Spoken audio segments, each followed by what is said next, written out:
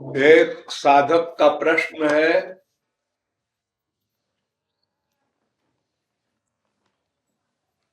कि कोई कहता है भगवान की भक्ति करो, कोई कहता है गुरु की भक्ति करो, कोई कहता है दोनों की भक्ति करो। ये तीन प्रकार की बातें लोक में, वेद में, शास्त्र में, पुराण में सर्वत्र बताई जाती है। इसमें बड़ा कंफ्यूजन होता है, इन तीनों में किसको अपनाएं।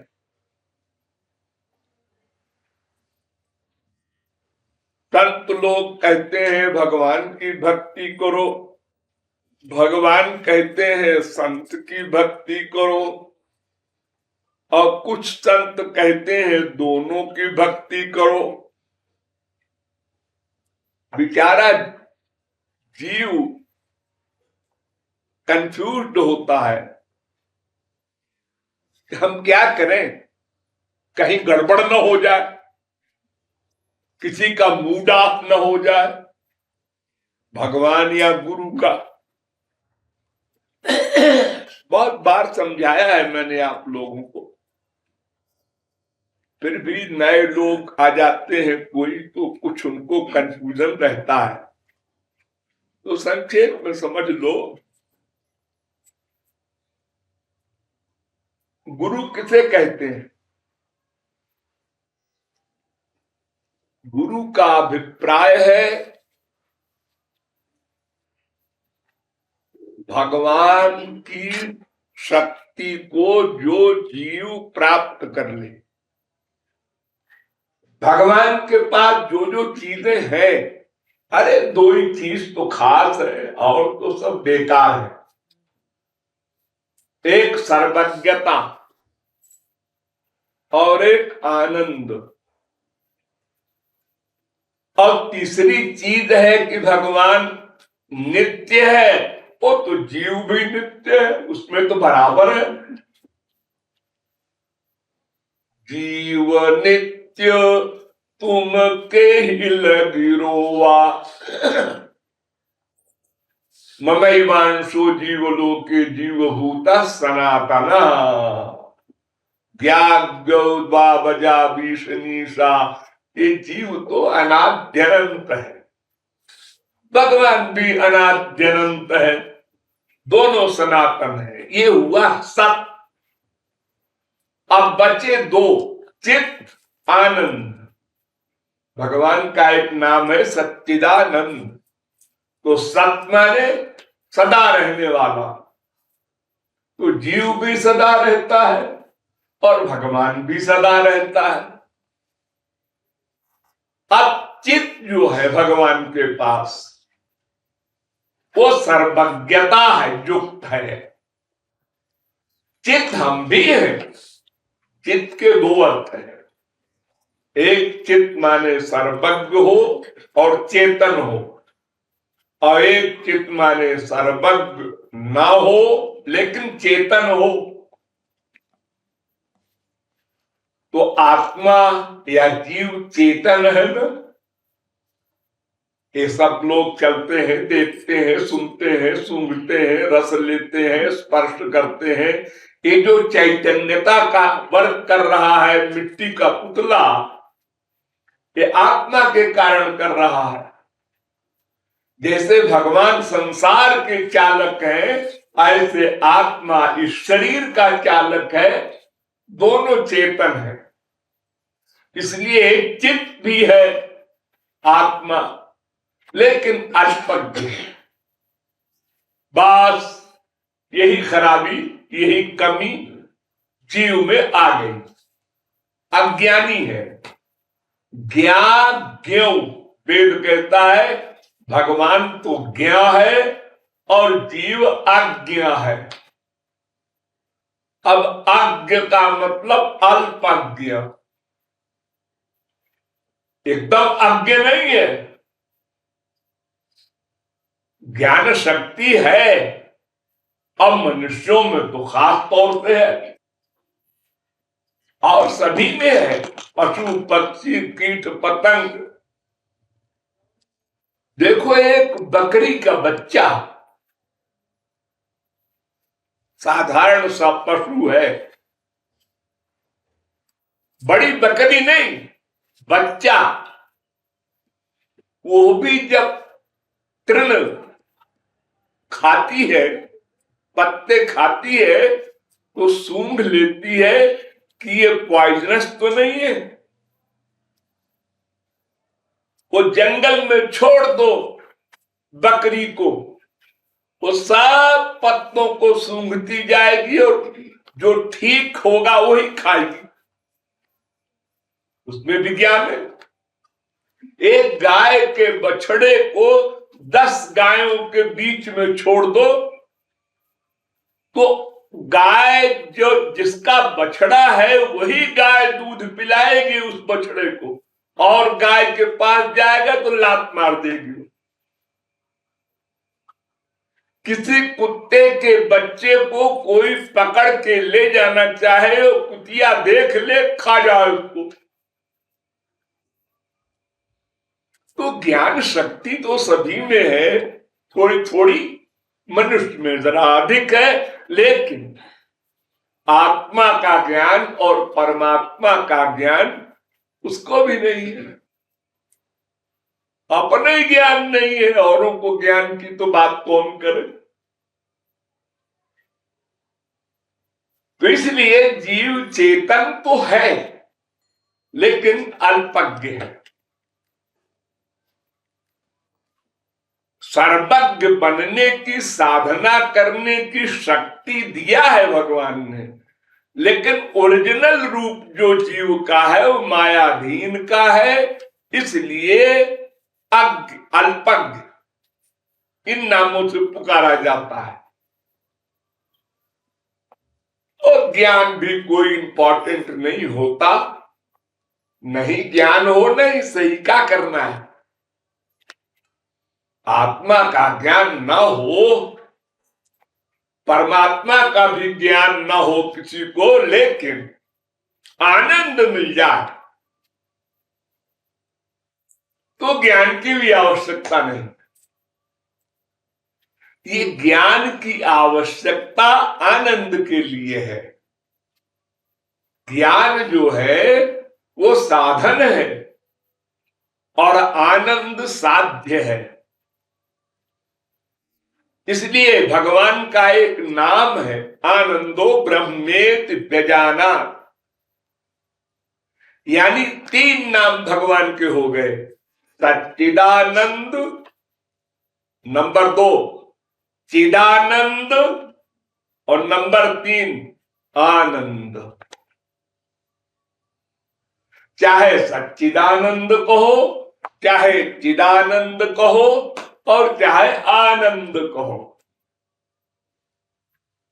ब्रह्म सच्चिदानंद दिनेशा और चिदानंद संदो, इसमें 2 ही शब्द है।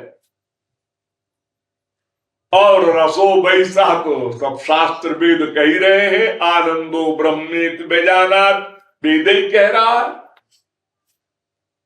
वो आनंद है।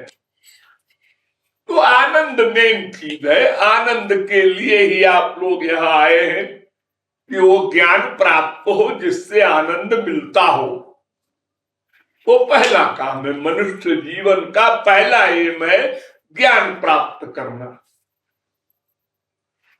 क्योंकि आनंद न मिलने में जो कारण है वो अज्ञान है। अज्ञानमेवास्य ही मूल कारणम।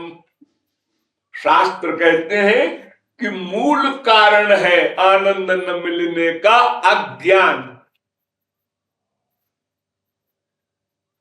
हमारे अंदर है वो आनंद भरा हुआ, भगवान बैठा है आनंद सिंधु, लेकिन अज्ञान है। जैसे किसी पृथ्वी के नीचे धन गड़ा हो अरबों का, हम उसी के ऊपर चल रहे हैं, बैठे हैं भिखारी बनकर, हमको नहीं मालूम इसके नीचे धन गड़ा है। ऐसे ही वेद कहता है, अथ यदिदमस्मिन् ब्रह्मपुरे दहरम पुंडरीकम वेश्म दहरोस्मिन् अंतराकाशस्तस्मिन् यदन्तस्तदन्वेष्टव्यम। वेद कहता है देखो, एक ब्रह्मपुर है, ब्रह्मपुर शहर है, नगर है,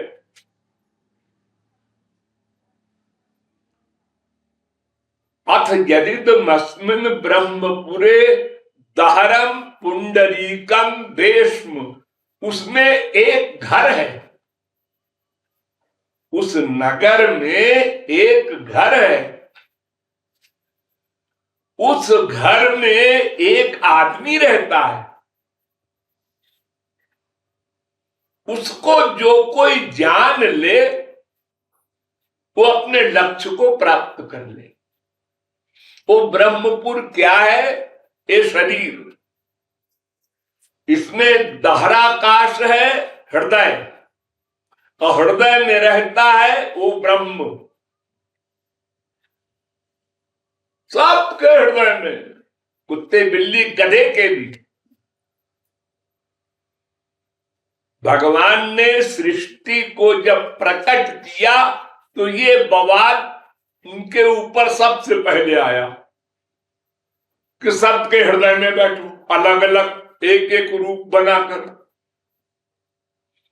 क्योंकि उसके क्रियमाण कर्मों का हिसाब रखना है, प्रारब्ध कर्मों का फल देना है, उसको जीवत्व की शक्ति देना है। उसकी शक्ति जब पाता है जीव, तब वो आंख से देखने का काम करता है। आंख नहीं देख सकती, कान नहीं सुन सकता, ये सब तो जड़ है। इसलिए जब जीव चला जाता है तो आंख तो है, कान तो है, सब जीरो हो जाते हैं। तो वो जो ब्रह्म है, भगवान है, सबके अंतःकरण में बहुत से काम है उसके। तो वो भगवान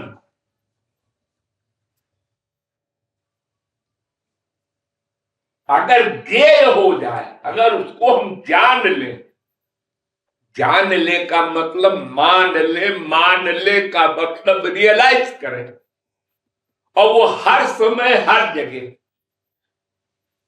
तब समझो मान लिया।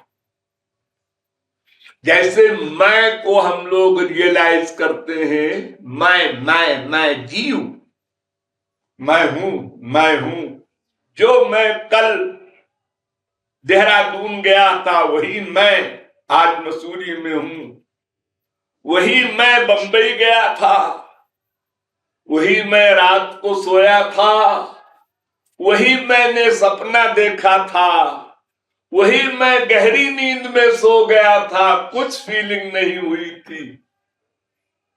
हर समय हर जगह आपको ये फीलिंग हो रही है, मैं जो मैं सोच रहा हूं कोई नहीं जानता, बगल में बैठा है उसके खिलाफ सोच रहा है, और हम उस तरह के कहता है जी जी जी जी, अब अंदर से सोच रहा है बेवकूफ बेवकूफ बेवकूफ। हाँ, ये जो प्राइवेसी है हमारी, और हर जगह हमेशा तो हम अपने आप को रियलाइज करते हैं। ठीक उसी प्रकार अगर हम अपने बाप को भी, प्रियतम को भी, सखा को भी, स्वामी को भी, श्याम सुंदर को भी सर्वत्र सर्वदा अनुभव करें, रियलाइज करें, तब समझो हमें ज्ञान हो गया कि हमारे हृदय में श्याम सुंदर रहते हैं।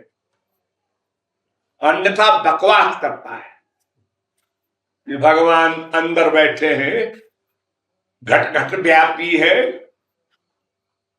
हर धर्म वाले बोलते हैं, क्या हिंदू, क्या मुसलमान, क्या क्रिश्चियन, सब यही बोलते हैं हमारे हृदय में भगवान है, खुदा है, गॉड है, सबके हृदय में है। हृदय में है सबके, और आप भी हैं। हाँ, तो अपने आप को तो आप हर समय रियलाइज करते हैं, भगवान को क्यों नहीं करते? इसका उत्तर दो, करते क्यों नहीं? हाँ, कभी कभी करते हैं, ऐसा बोलो तो कभी कभी क्यों करते हैं? अगर एक सेकंड को भी आप नहीं करते हैं तो उस सेकंड में आप अज्ञानी हो गए,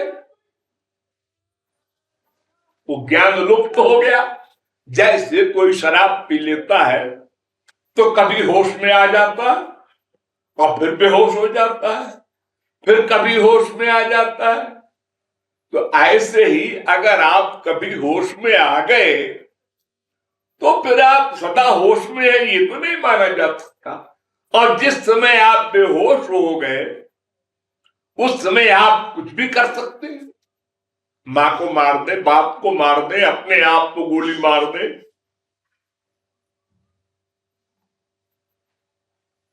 अपना पतन करा दे। जैसे आप लोग यहां पर बैठे हैं बिल्कुल ठीक ठीक करीब करीब, ऐसे ही अपने घर में जाके क्यों नहीं रहते? वहां लड़ रहे हैं स्त्री से, पति से, बाप से, बेटे से, पड़ोसी से, और चिंतन कर रहे हैं, टेंशन कर रहे हैं। ये सब क्या हो गया? वो ज्ञान कहां गया? तो इसलिए ज्ञान से हमारा मतलब है सदा रहे। देखो, एक जिसमें कोई प्रूफ नहीं, कोई एक्सपीरियंस नहीं, वो ज्ञान को तो आप नहीं भूलते। ये हमारा बाप है, खराब है, अच्छा है, जो कुछ है बाप। कोई प्रूफ है तुम्हारे पास कि तुम्हारा बाप है? कोई दुनिया में सिद्ध कर सकता है कि मेरा बाप असली मेरा ही बाप? क्या पता तुम्हारी मां कैरेक्टरलेस हो गई हो, किसी और के तुम बच्चे हो। तुम प्रमाण दो कि हमारा ही बाप है। किसी के पास कोई प्रमाण नहीं। अरे मां का भी प्रमाण नहीं है, मां से पैदा तो हुआ ये लोग कहते हैं। तुमको याद है तुम मां से जब पैदा हुए थे, वो तुमको याद है? इस समय बीए हो गए, एमए हो गए, डीलिट हो गए, आईएएस हो गए, हमको बताओ तुमको याद है तुम अपनी मां से पैदा हुए थे जब? अजी नहीं, वो कहाँ याद है। हम लोग तो 4 दिन की बात भूल जाते। देखो, ये माँ बाप, बेटा भाई, जिसके लिए आप लोग मरने पर रोते हैं, जिसके पाने पर खुश होते हैं, इन्हीं का प्रमाण नहीं है आपके पास, लेकिन आप मानते हैं उसको। हाँ, हाय ये मेरी मां, हाय ये मेरा बाप, उसमें दो राय नहीं है। अब हमारा बाप अच्छा है, कम अच्छा है, ज्यादा अच्छा है, सभी बात सही है, क्योंकि हमारे बाप से खराब बाप भी हजारों लाखों करोड़ों है, इसलिए वो अच्छा भी है। और हमारे बाप से अच्छे बाप भी है, इसलिए हमारा बाप खराब भी है। ये तो हर एक आदमी अपने बाप माँ बेटे बीबी के लिए कह सकता है कि करोड़ों से अच्छा है, वो करोड़ों से खराब है। एकदम अच्छा कौन होगा महापुरुष के सिवा? जब भगवत प्राप्ति हो जाएगी बाप को, मां को, बीबी को, पति को, किसी को, तब वो एकदम अच्छा रहेगा। उसके पहले कहां होगा अच्छा? कभी अच्छा कभी खराब। वो तो स्वार्थ का नाटक है। स्वार्थ सिद्ध कर दो तो अच्छा, स्वार्थ सिद्ध न करो तो वो बाप खराब, वो मां खराब, वो बीबी खराब। तो ज्ञान से ही आनंद मिलेगा, ये बात सिद्ध है। हमको आनंद नहीं मिला इसका अभिप्राय ये कि हमको ज्ञान नहीं मिला, और अगर मिला तो हमने उसको ठीक ठीक सदा साथ रहने वाला नहीं बनाया। टेम्परेरी ज्ञान है, उसको स्मशान वैराग्य, स्मशान ज्ञान कहते हैं। जैसे लाश को कंधे पर रखकर और 10-20-50 आदमी साथ होके चलते हैं, सब बोलते हैं राम नाम सत्य है, ये ज्ञान है। अब कोई सुने गोलोक वाला है, सबको ज्ञान हो गया, जितने लोग जा रहे हैं सब बोल रहे हैं राम नाम सत्य है। हाँ यार, बस तो बड़ी उन्नति हो गई, इंडिया की सब बोलते हैं राम नाम सत्य है। लेकिन जैसे ही लाश को जला के लौटे, बोलना बंद, अब कोई नहीं बोलता राम नाम सत्य है। और अगर वो मरा हुआ व्यक्ति बीच में उठ के बैठ जाए अर्थी के ऊपर, तो भी कहेंगे हे चुप चुप, अब नहीं बोलना राम नाम सत्य। हाँ, अपने घर में कोई अपने बच्चे को बरसते पानी से उससे खटोले को उठावे माँ बाप और बोलो राम नाम सत्य है, हाँ ना ना ना, मर जाएगा ऐसा बोलने से। लो, राम नाम सत्य बोलने से बच्चा मर जाएगा, इतने मूर्ख हो तुम, और कहते हो हम ज्ञानी है। गीता पढ़े, भागवत पढ़े, अंदर सब गड़बड़, ज्ञान नाम कुछ नहीं। ऐसे सुनी हुई बात है, भगवान सब जगह है और हमारे आइडियाज नोट करते हैं, हमें अपने कर्मों का फल देते हैं। बड़ी बड़ी बातें हैं शास्त्रों वेदों में, सब याद कर लिया, लेकिन भीतर से फीलिंग नहीं है।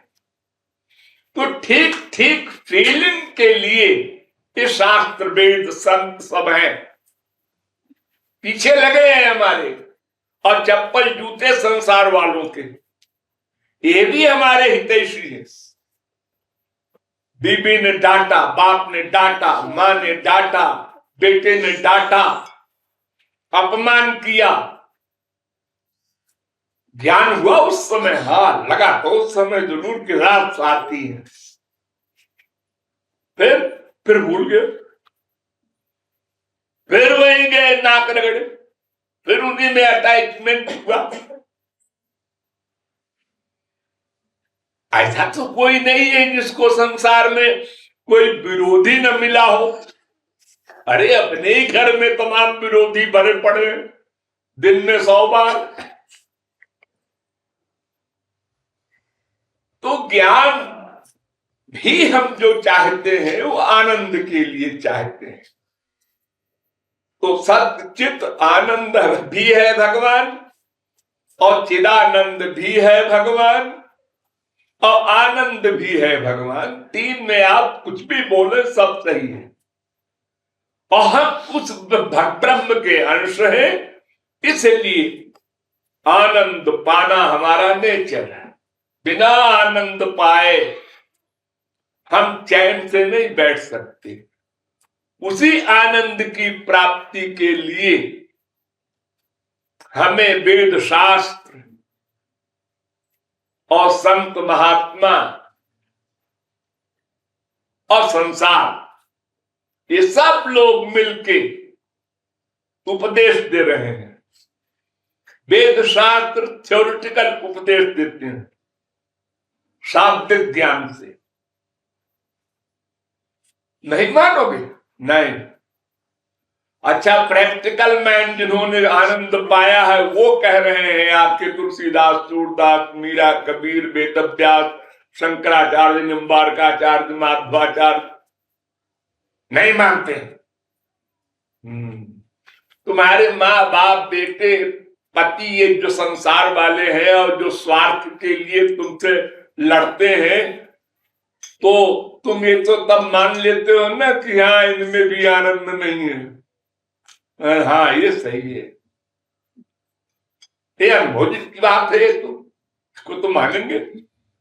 जितने पदार्थ तुम सेवन करते हो इंद्रियों से, इसमें कभी किसी में ऐसा आनंद मिला जो सदा रहे? और उस आनंद के आगे कोई आनंद न हो, ये दो शर्तें। आनंद की परिभाषा है जो सदा रहे और उससे बड़ा कोई आनंद न हो। तो जिस समय आपको आनंद मिलता है, उस समय भी अगर आपसे बड़ा कोई आनंद दिखता है तो आपको इस आनंद में कमी लगती है। जैसे आपने एक गाड़ी खरीदा, मारुति, हाँ आनंद मिला, लेकिन मर्सिडीज देखा, ये मर्सिडीज में जा रहा है, हमारे पास सड़ी गली गाड़ी है, अब हमारी गाड़ी का आनंद कम हो गया।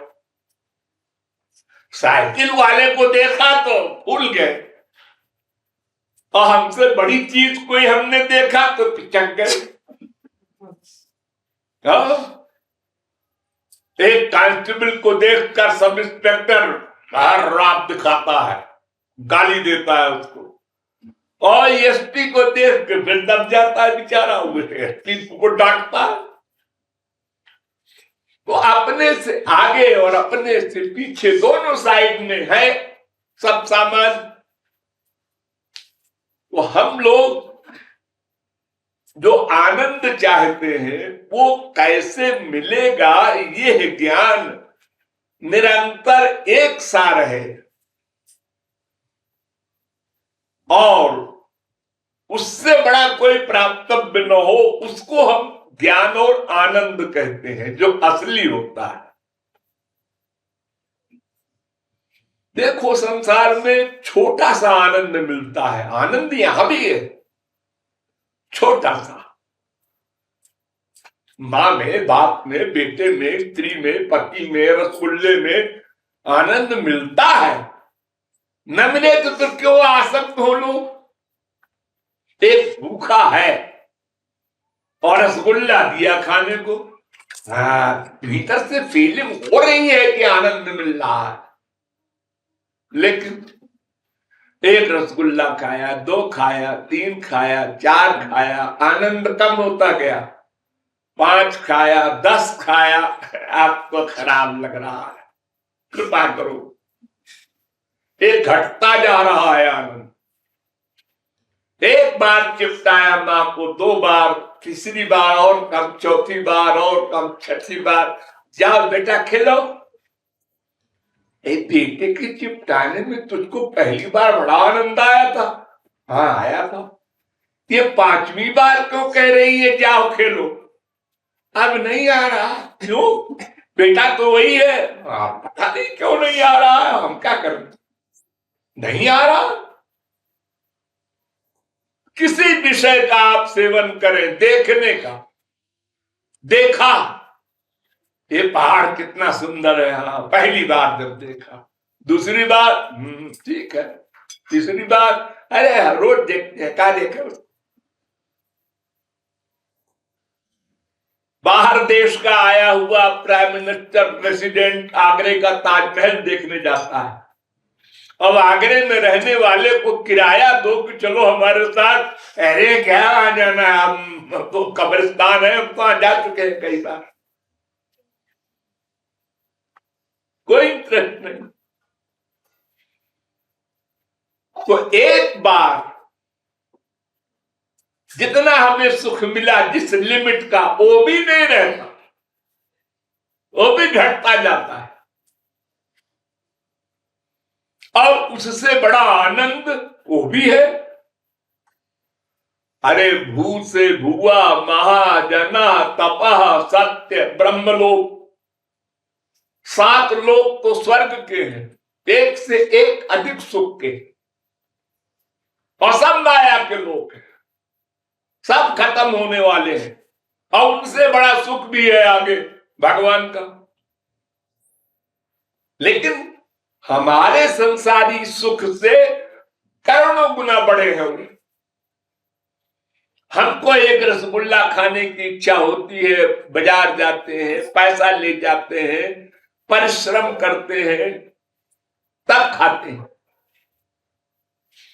स्वर्ग में क्या है? मन से सोचा रसगुल्ला आ जा, आ गया। बड़े मजे हैं स्वर्ग में। तभी तो लोग साधना करते हैं, यज्ञ आदि करते हैं स्वर्ग जाने के लिए। लेकिन वहां भी वही बीमारी है। थोड़ी देर को आनंद मिला, फिर समाप्त हो गया। जैसे हम लोग, भूख लगी, खाना खाया, बड़ा अच्छा लगा, पेट भर गया, खराब लगा। प्यास लगी, पानी बड़ा अच्छा लगा, 1 गिलास, 2 गिलास, 4 गिलास पी लो, बस। अब उसके बाद पानी नहीं पिए। ऐसे ही सारा इंद्रियों का विषय है संसार का। यह हम अनुभव करते हैं, फिर भूल जाते हैं। अगर वो संसार का ही सुख हो, सदा बना रहे, तो भी चलो बहुत कुछ काम बन जाए हम लोगों का। एक दिन रसगुल्ला खा लो और फिर जब चाहो ध्यान कर लो, छुट्टी।